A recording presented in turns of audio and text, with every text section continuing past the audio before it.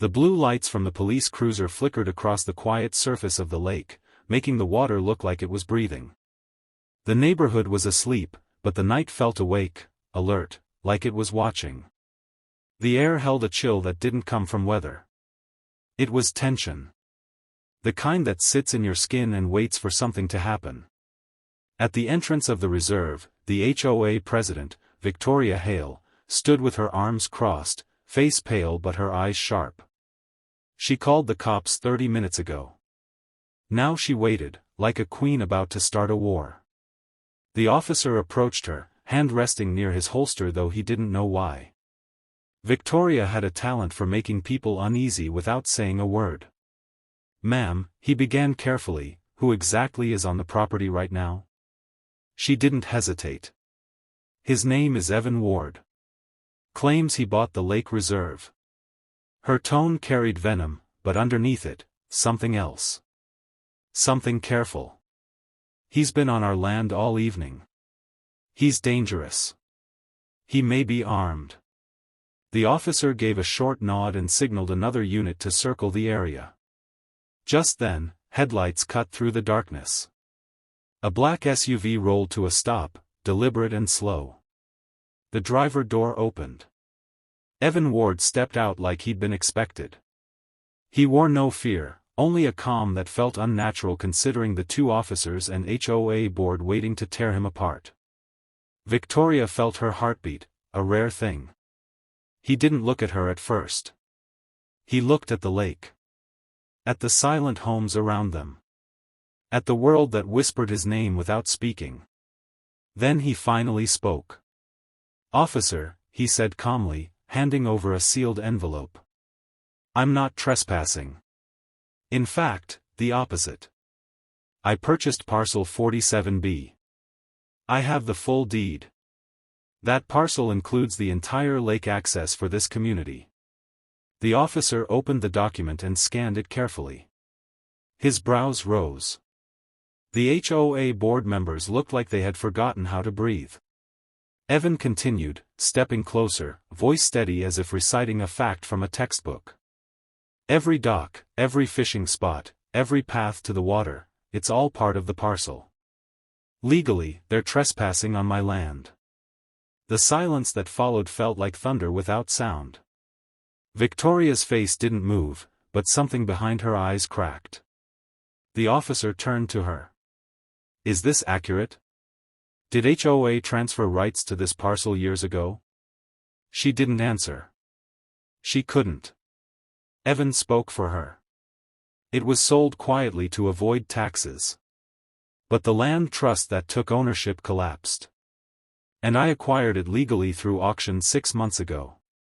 The HOA missed their chance to contest it. A slow smile grew on his face, dangerous, soft, intimate. A smile made for her. He leaned slightly toward her without touching. "You wanted to fight me. But what if I didn't come here to fight?" Victoria felt that chill again, not on her skin, but deeper. Somewhere memory lived.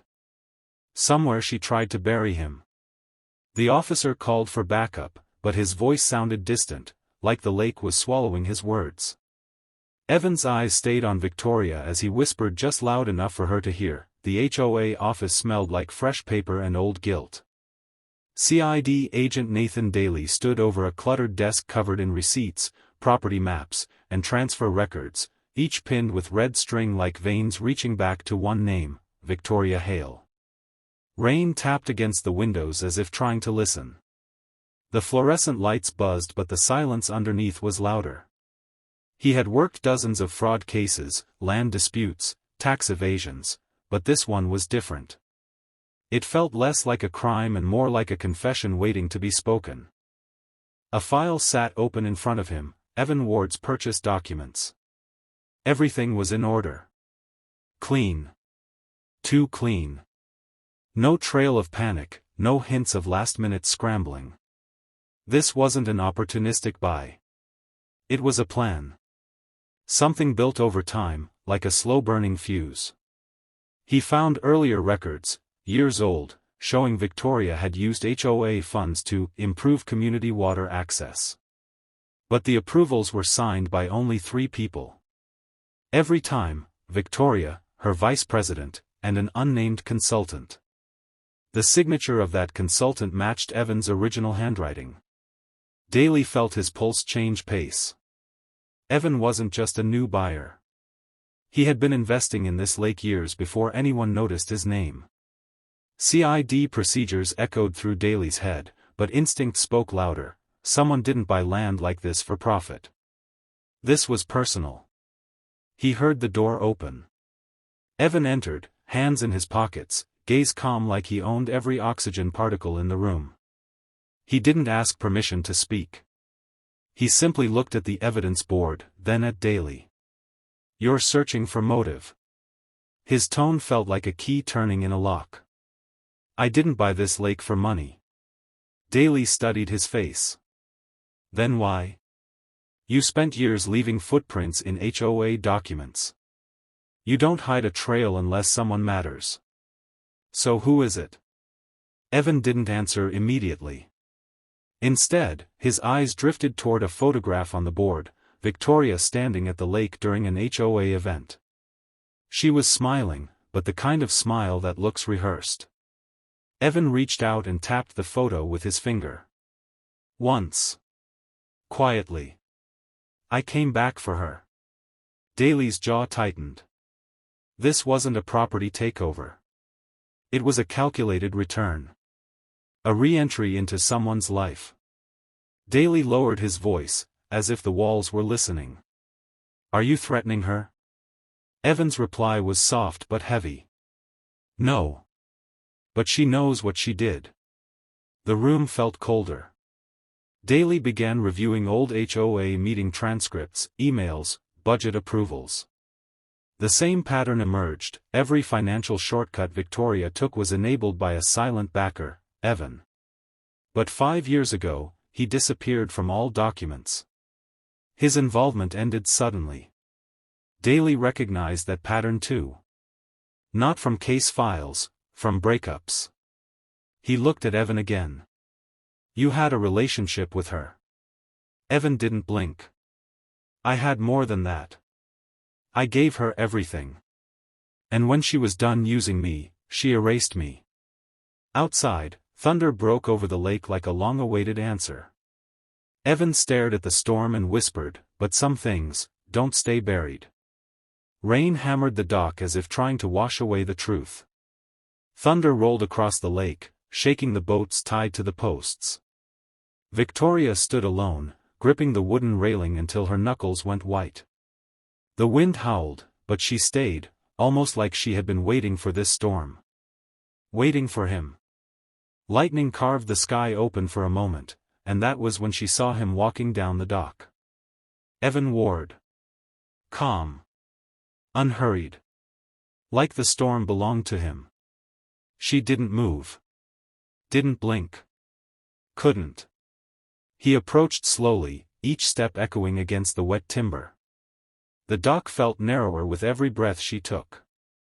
The lake behind her stretched into darkness, no escape. Not anymore. As he reached her, his words were low, almost drowned out by the rain. "Everyone in this neighborhood relies on your decisions," he said. "But now, they rely on my water. And I rely on you." She forced herself to look at him. Water dripped from his hair onto his collar. His eyes were darker than the lake.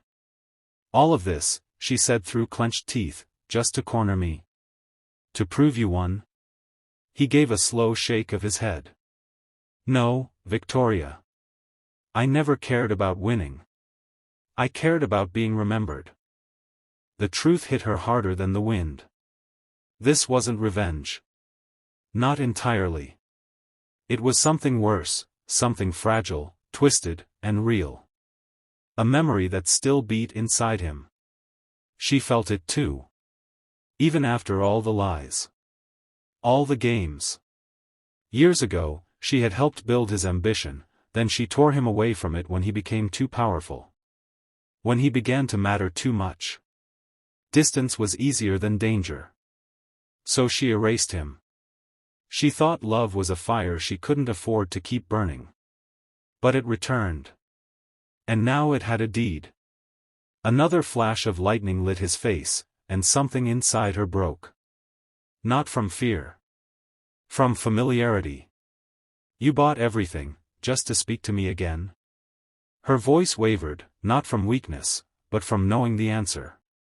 He stepped closer. Their shadows touched. I built you your empire, he said. The HOA, the lake access, the expansion plans, I drafted them all for you. Because I believed in you. And when you were done with me, you didn't break my heart. You erased my existence. His voice dropped to a quiet ache. So I became harder to erase. She didn't cry. Victoria Hale never cried. But her breath shook. What do you want from me, Evan? A long pause. Then a whisper. I want the truth. I want to know if it meant something to you. Or if I was just another permit to sign. The rain slowed. The wind died. For a moment, the lake waited. Victoria didn't answer with words. She stepped toward him. And CID later reported this, no signs of struggle, no hostility, only footprints on a rain-soaked dock. 2 sets. Side by side. Ending at the edge. Staring into dark water. The case remains open. But sometimes. Love isn't solved. No.